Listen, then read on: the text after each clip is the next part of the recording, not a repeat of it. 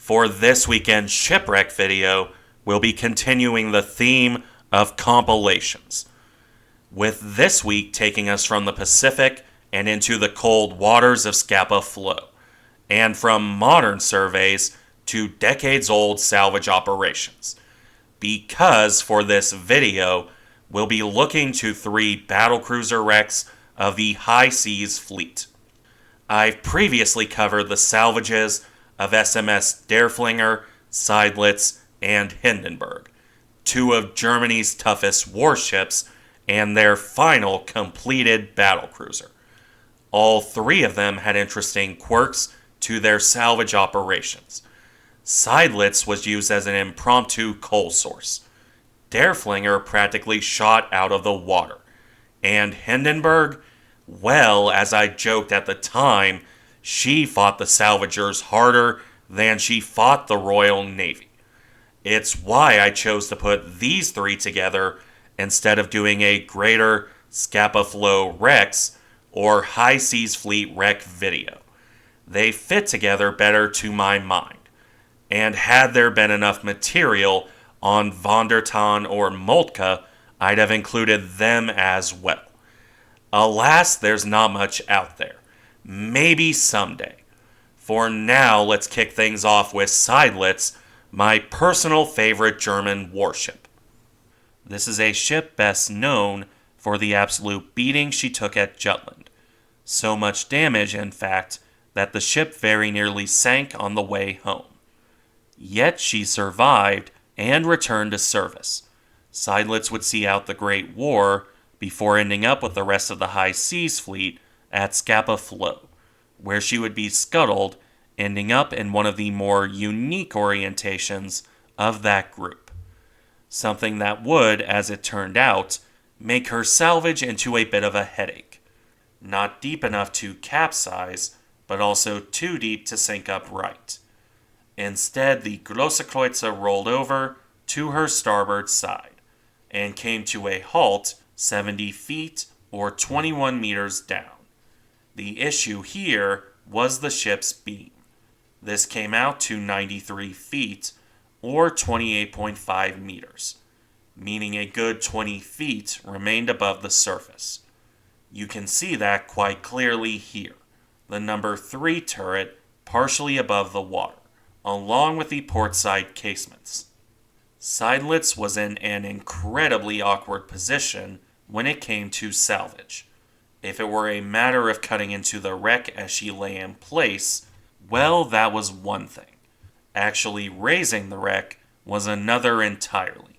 Raising a ship sideways, that would require entirely new engineering solutions to patch holes and distribute weight. A ship is not designed to float on her side. Because of this, Seydlitz was left in place at first, at least for the most part. As Ernst Cox said about salvaging the Scapa Flow wrecks, he looked at Seydlitz in 1926. Not for salvage, at least not yet. Instead, he was looking at a source of resources. During that year, British coal miners went on strike. Cox, as you could expect, needed coal for his operations. So he turned to Seydlitz. The ship's portside coal bunkers were above the waterline.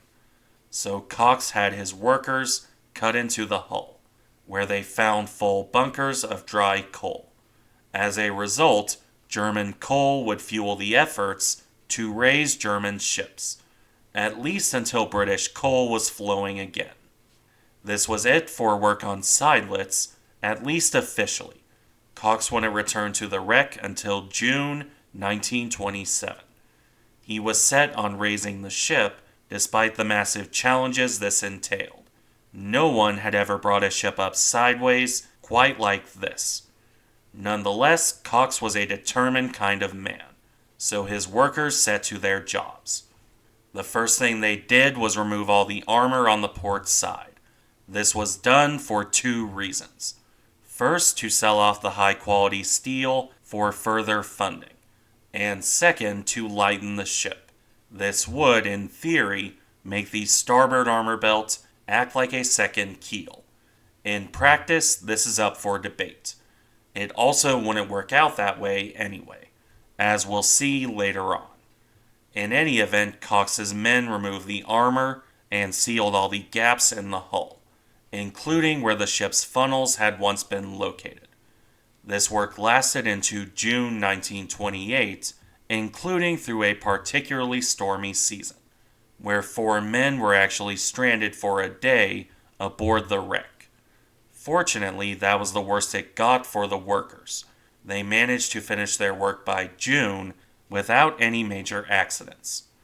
As a result, Cox could attempt to bring Seydlitz up on June 12, 1928, when the weather was actually calm. Almost exactly 9 years after she first went down, the battlecruiser began to come out of the water. At first, it looked like it would work. Seydlitz came up, slowly but surely. It seemed that Cox would enter the record books, the first man to raise a ship sideways. And then Seydlitz decided to fight back. 2 of the ship's bulkheads had collapsed under the strain of her awkward orientation. This threw off the fine balance necessary to keep her afloat, and the ship's bow shot up out of the water before rolling over again. This time the ship was almost completely capsized. The only thing keeping her from completely rolling over were the turrets and superstructure. It was a failure similar, if not a bit worse, to what happened in the early attempts to raise SMS Hindenburg. On the upside, such as it was, Seydlitz was now in an easier position to raise. Cox knew how to bring up a capsized ship after raising SMS Moltke. Moreover, most of the big patches remained in place, so that was some of the work already done. The salvage crew just needed to straighten the wreck and work her out of the bottom. This work was done by October 1928, and a second attempt could be made to bring Seydlitz up. However, the second attempt went little better than the first. Seydlitz came up, and then began to roll over in the opposite direction. Understandably, Cox was baffled by this, and spent the rest of October raising the ship to try and figure out the issue. Each time, Seydlitz would roll and refuse to settle. Cox's Navy quotes the man here. 20 times she was nearly right, and 20 times we had to begin all over again. You can look at it as the ship fighting back, I suppose. From an engineering perspective, the issue was simpler. As Seydlitz came up, she was at the borderline of positive and negative buoyancy. Even a slight list at the wrong time could send all the water to the other side, hence the tendency to roll over after the ship surfaced. Eventually, Cox would cut up scrap boilers and fill them with concrete. These were then fitted to massive steel cables to support the wreck as it came up. With all this work in place, a final attempt was made on November 2nd, 1928. Seydlitz slowly came up once more. Things seemed to be going well when the ship fought back one last time. As Cox began to relax, Seydlitz suddenly dipped by the bow. One of the cables broke, and then the rest followed. It looked like another failure, except this time, Seydlitz remained afloat. After years of work and months of failure, the wreck finally floated. Upside down, yes, but she was off the bottom. Before I move on, there is an interesting note here. There's a story that Seydlitz came up by accident when Cox was on vacation. As the story goes, he wanted cameras present to see him when the ship came up. So Cox ordered Seydlitz sunk again before he returned for the November 2nd lift. I'm leery about how true this story is. Cox's Navy is generally reliable, and it notes that he spent most of October trying to raise the ship, not vacationing in Switzerland, so make of that what you will. In any case, with Seydlitz afloat, the ship could be prepared for scrapping. This involved removing excess steel and fitting counterweights in place of the missing port armor. This work would finish in May 1929, with Seydlitz towed off on May 29th, directly into a massive storm. This would nearly sink the ship, if not for heroic efforts by Thomas Mackenzie and the salvage crew aboard the wreck. For 6 days they fought the weather, fixing damage to the pumps and keeping out as much water as they could. More than once it looked like Seydlitz might sink. In the end, however, the wreck made it to safer waters, and in June 1929 she was handed off to the scrappers. It must be said that the crews of the German tugboats also put in hard work to keep their tow lines intact. Still, with all of that covered, let's briefly look at some of the wreck pictures, specifically those of her voyage to scrapping and the final image of the ship. We've already seen some of the pictures of her salvage, and there's not much to note there. Simply the overturned hulk with the long trunks fitted to act as airlocks. So we'll start by roping back to this picture. Here we have Seydlitz overturned and under tow. This picture is important for one major reason, and that's a direct comparison to Moltke in a similar position. There are 3 details you can use to tell the wrecks apart if you're looking at pictures of them. Let's look at Moltke to see those differences. On the older ship, the bow was cut open. You can see that here. She also had all 4 of her props, or screws, removed. The third detail, meanwhile, comes in the buildings. The main building is on the center line, with a smaller one offset to the side. We also have a nice picture inside those buildings, showing the pumping equipment it contained. Now for Seydlitz. Her bow is completely intact, and you can see one of her props here.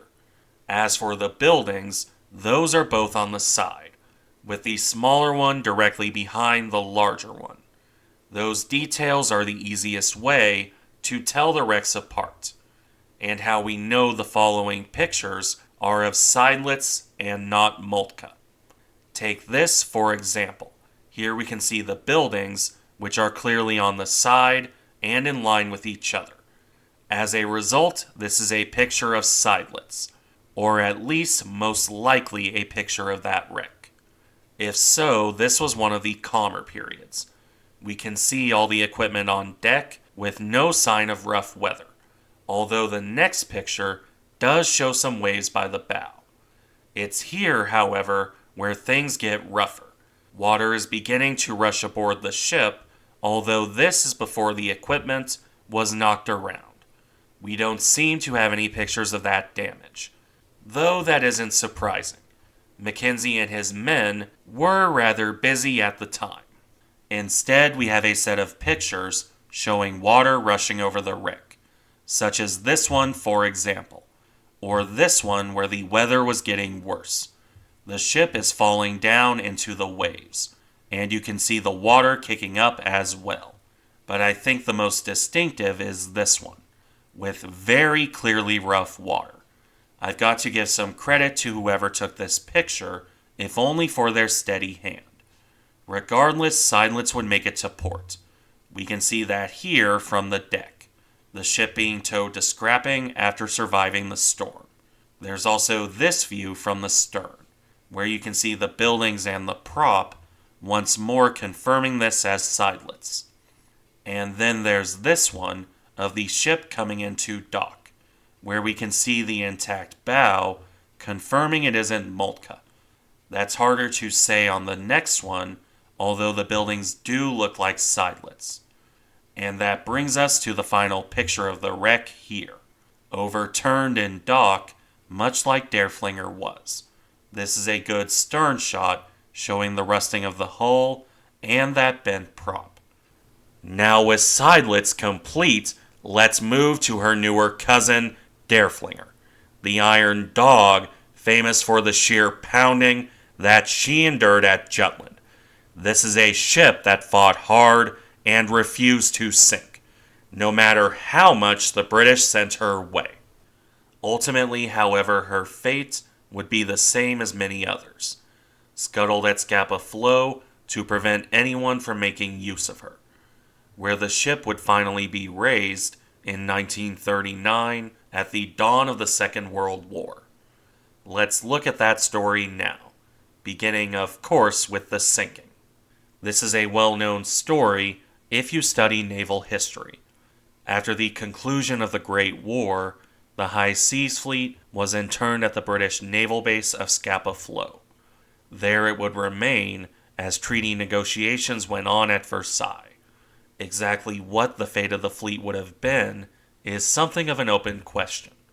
The British, for their part, didn't really want anyone to have the ships, not even their ostensible allies in France or Italy, because such a powerful fleet would upset the balance of power and not in their favor. Nonetheless, the German admiral, Ludwig von Reuter, came to believe the British intended to seize the High Seas Fleet. Although there is conflicting information here. You'll see it said that he was resigned to giving up the fleet, provided the German government agreed to it. You'll also see people claim he was under orders to scuttle the ships, if the British even sneezed in the direction of seizing the fleet. It doesn't really matter too much in the long run. Reuter apparently read a newspaper indicating the armistice expired at noon on June 21st of 1919. Accordingly, plans were put in place to scuttle the fleet. The German crews had drilled for this and were efficient in their work. Within a couple hours, on June 21st, much of the High Seas Fleet was on the bottom. Derfflinger was one of those, rolling over and capsizing in relatively deep water. The view of her sinking is one of the most distinctive of the entire scuttling, with good reason. That said, after she sank, Derfflinger was largely left alone. Over the 1920s and 1930s, much of the High Seas Fleet was salvaged, including her own sister Hindenburg, which, as stated, I've covered before. Derfflinger was not, at least not until the very end of the 1930s. She was considered one of the more difficult wrecks to raise, due in large part to her depth. By the standards of the Scapa Flow wrecks, this was quite deep. As a result, when Ernst Cox was salvaging wrecks, he made no effort to move this one. That would be up to his successor and former subordinate, Thomas Mackenzie, who took over for Cox after 1932. He would salvage several battleships, including SMS Bayern. However, for today, we'll focus on Derfflinger, a wreck that even an experienced diver and salvager like Mackenzie considered almost too dangerous. The wreck was over 140 feet below the surface, on the very edge of safe diving distance, especially for 1939, when this work began. Divers could only spend a single hour on the wreck instead of the more usual 8, and after that hour, they had to spend 90 minutes decompressing. It was risky, dangerous business, diving into the dark depths of a deep wreck with 1930s technology. Nonetheless, the work would proceed. Divers descended through massive dive trunks down into the wreck. They would have to clear out decades of muck and debris to find and seal holes. This work would have been aided at least a little by experience on Hindenburg. If nothing else, they had an idea where to look for the places to seal, with the important note that Hindenburg had sunk up right while Derfflinger was capsized. Eventually, this process concluded enough to raise the hulk. Compressed air was pumped in, and Derfflinger came roaring to the surface on August 3rd of 1939, the last of the major Scapa Flow wrecks to be raised, both because the other wrecks were too deep and because, well, note that date. As Mackenzie and his men congratulated themselves on a good job, Europe was less than a month away from war. Derfflinger was prepped for a voyage to scrapping that wouldn't come. Instead, she was anchored in Scapa Flow, where the overturned wreck remained throughout the Second World War. She would only be sent off to scrapping in 1948, where the wreck was taken apart next to HMS Iron Duke. Two old rivals ending their lives beside each other after 2 world wars, with Derfflinger having the unfortunate distinction of being afloat upside down longer than she was afloat upright. With all of that said, however, let's look at the wreck now.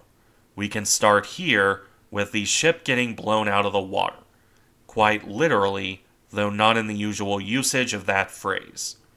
It's interesting to me because most of the pictures of these salvages aren't quite so dramatic. Compared to the Hindenburg video, for example, where the most dramatic thing was the storms. Here we can see Derfflinger's bow, with the salvage equipment standing tall over her wreck as it leaps out of the water. I don't think seeing a battlecruiser surface like a submarine or a whale is something you see very often. But it's what we have here, complete with the air being blown out of the wreck, and the water shooting out by the bow. Of course, most of the hulk is still underwater at this point, so there's only one real note to make on that topic, and that's the bow torpedo tube, visible here, a distinctive design choice on German Glossekreutzer. Once on the surface, Derfflinger was moved to rest upside down. We don't really have any pictures I can confirm from this period. So instead, let's look at when she was put in a floating dry dock. You can see her here in the early stages of the process, although this image only really shows the extreme stern, where all 4 props, or screws, are still in place, a bit pitted from their time underwater, but otherwise intact. The same goes for the rudder and what we can see of the hull. The next picture, meanwhile, is from roughly the same position, just from a different angle, and apparently from aboard the floating dock. It would appear this was taken when Derfflinger was first being towed in, judging from the position, and the tugboats visible towards the bow. That too. Unfortunately, the quality of the picture is fairly rough. Not surprising, but still unfortunate. We can only really make out the rudder and the props, and even then it's not terribly clear. On the other hand, it is possible to see the rest of the hull further up. Not really any detail, but then again, there wouldn't be much detail to begin with. Either way, we have one more image from this stage. This one from aboard the wreck, presumably on the rudder. There's 2 interesting things here. First, the prop in the foreground. Those were visibly pitted in the earlier image. Here, from up close, that pitting is even more apparent. These are in rough shape. That said, the prop shafts seem fine, at least the one we can see here. The other thing of note, meanwhile, is the man standing on the wreck. This makes for a good indication of scale.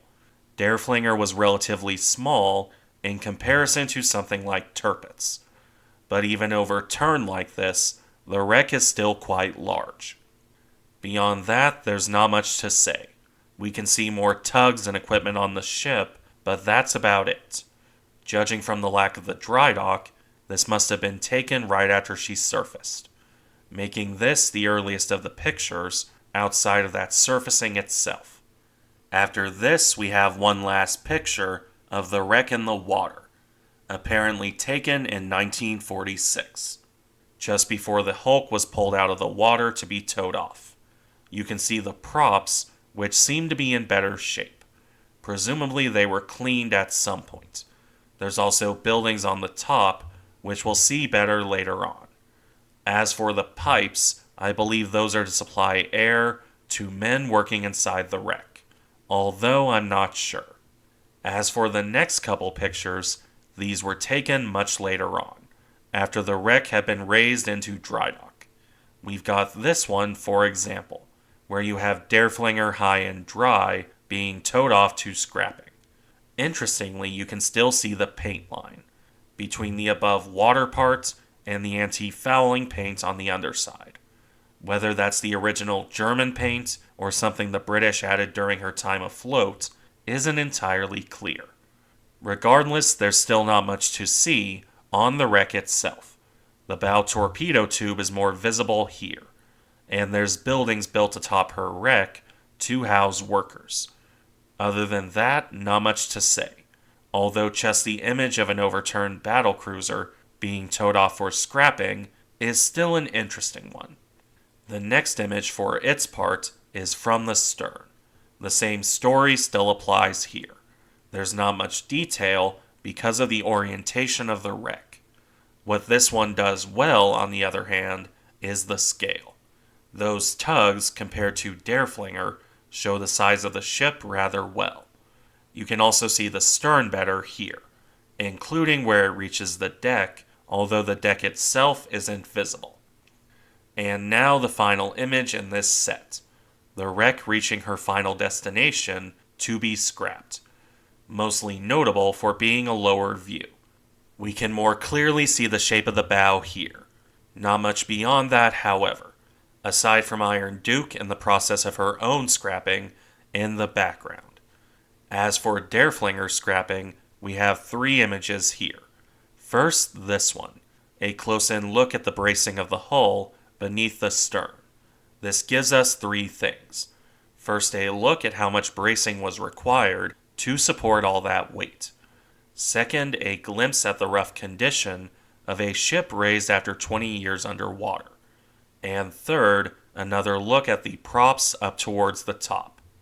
Now the second image is more interesting, one of the more famous ones as well, because we can see one of the 4 main battery turrets upside down and firmly in place, although there's quite a bit of bracing here. This was clearly taken when the scrapping was well underway. There's ruined metal here where they've been cutting the ship apart. How much is gone and how much is left isn't apparent. It's too close in to say. Nonetheless, it makes for a striking image. The turret's sitting there, crusty and rusted, beneath a partially scrapped hull.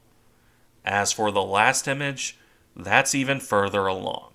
By this point, barely anything is left of Derfflinger, just the remnants of a barbette and some of the hull.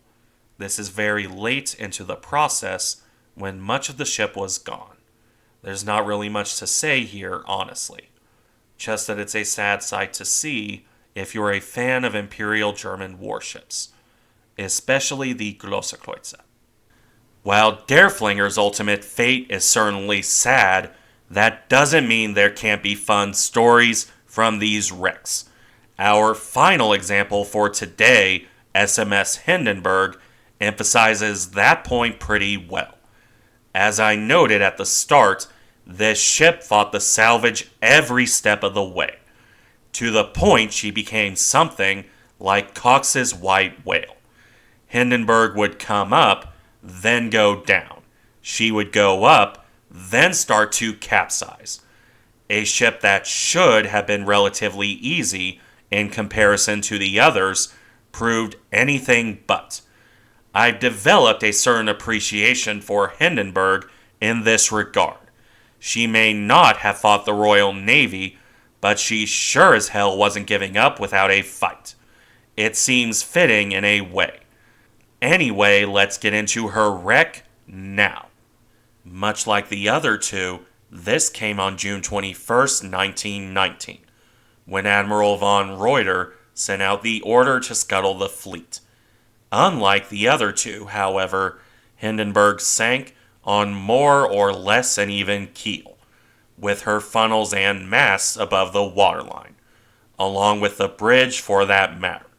The ship had sunk in shallow enough water that this was possible, around 70 feet or 21 meters. While smaller ships were salvaged, this battlecruiser remained in place for years. It was only in 1926 that serious efforts were made to raise the hulk, after the locals had, somewhat predictably, looted the low water areas of anything valuable, right down to stripping out some of the rivets. It wasn't particularly difficult to get out to the ship and board her, or to go into the areas that weren't completely flooded. The bits underwater, on the other hand, remained unexplored, at least until 1926, when salvage operations began. One man, Ernst Cox, had bought many of the wrecks in Scapa Flow. He had been busy salvaging the smaller destroyers from 1924 onward. This had been good practice, and he would put some of the lessons learned into Hindenburg. However, Hindenburg would prove to be a very stubborn wreck.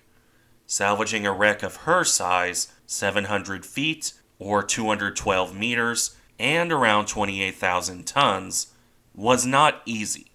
It was also practically unheard of for the time. The Italians had salvaged Leonardo da Vinci a few years before.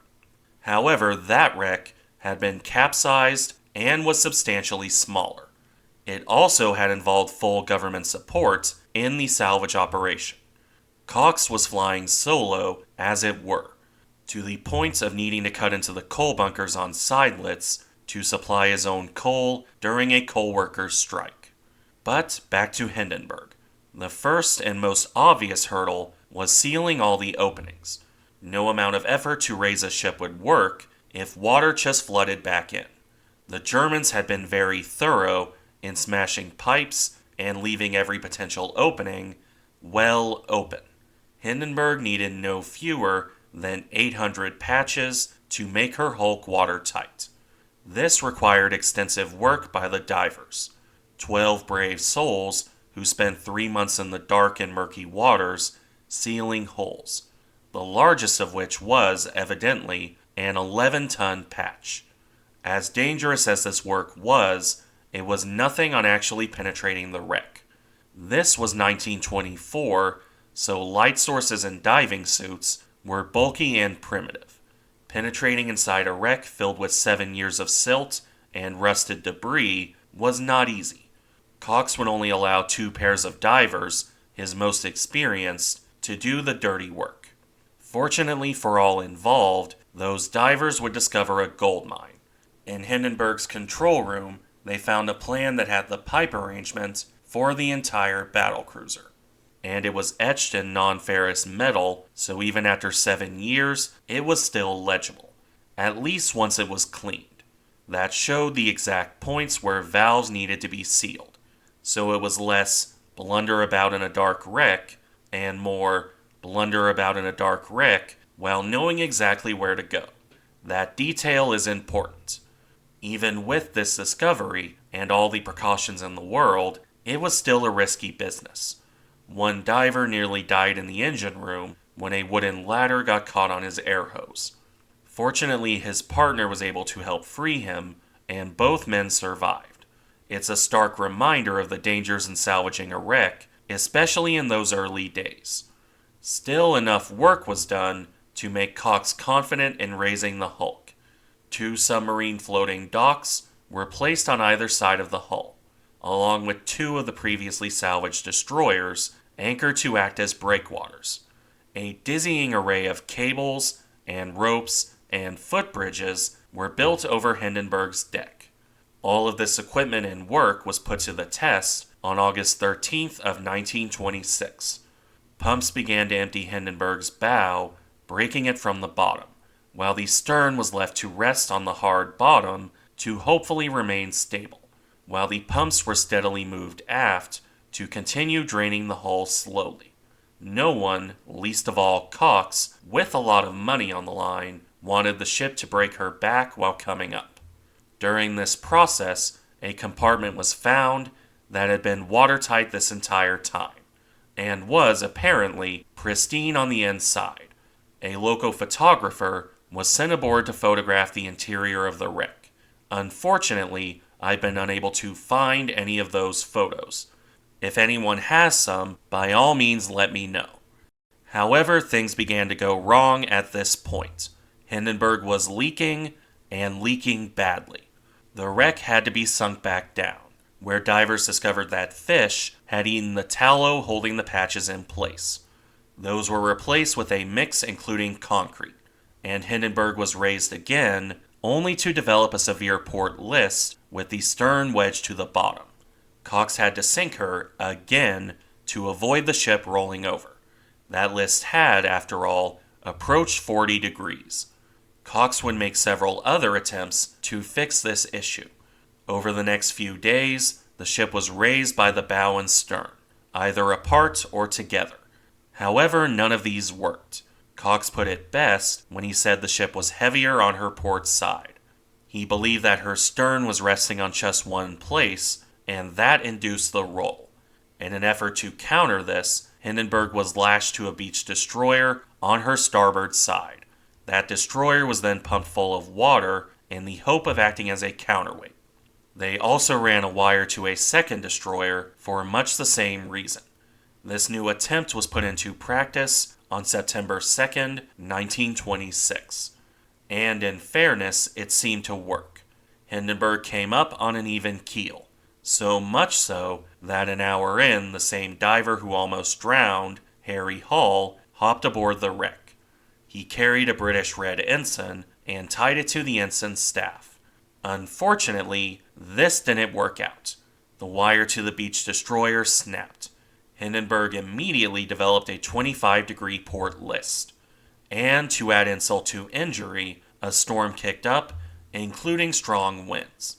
As heavy rain and strong winds broke a derrick off Hindenburg, Cox refused to give up. He tried desperately to keep Hindenburg afloat, in the hope she could be raised after the storm let up. The storm had other ideas. The floating dock was battered and nearly sank. Not to mention power went out, and even bringing in outside help was not enough. Cox was forced to let Hindenburg sink once again, the fourth time in 7 years. Cox admitted defeat for the moment and set about salvaging other wrecks, notably Moltke and Seydlitz. This extra experience allowed him to make another swing at Hindenburg in 1930. By this point, the wreck was kind of his white whale. Cox had sunk a lot of money and energy into the operation and was determined to see it through. The first step was cutting off the masts, funnels, and conning tower to lighten the load and prevent the rolling, in theory. Then Cox refit all his salvage equipment to bring it back to operational condition. While this was happening, divers surveyed the wreck. Surprisingly, only 300 were wrecked, either by the storm or the intervening years. With newfound vigor as a result, Cox set about his task. Pumps were placed all over the ship this time to raise her more evenly, to the point of building cofferdams on her aft deck, to allow for cutting into the hull to put the pumps further in. Cox then took another salvage destroyer and cut out the engine room section. This was then towed beneath Hindenburg, filled with concrete, and placed on the starboard side, to support the weight of the battlecruiser. It would seem being a destroyer in close proximity to Hindenburg's wreck was a bit of bad luck. Either way, Cox made his next attempt to raise Hindenburg on June 19th of 1930. So confident was he that the man stood on her bridge during this process. At first, it went well. The ship came up on an even keel. But when pumps had to be shut off and lowered into the hull, Hindenburg began to flood. Divers searched for the leak, and one man had his arm snatched into an inlet valve. Somehow this had been missed in all of the patching. Fortunately, shutting off the pumps allowed him to be freed, with nothing more than bruising for his trouble. When that was sorted, Hindenburg was slowly and steadily pumped out for the next 2 days, eventually reaching 17 feet out of the water, at which point she suddenly rolled over to port, taking on a 17-degree list. And, yet again, Cox had to sink Hindenburg to keep her from capsizing. On the 11th anniversary of her initial scuttling, June 21st, 1930, Hindenburg went to the bottom for the 5th time. Cox refused to admit defeat. Another concrete bracer was placed beneath the port side, and on July 15th, the next operation began. This reverted to the original strategy. Hindenburg's bow was raised first to let the stern shift and settle into the concrete bracing. For most of the day, this worked. Hindenburg's bow came up to 30 feet out of the water. Pumps were gradually lowered into the wreck, where they began to pump out dirty yellow bilge water.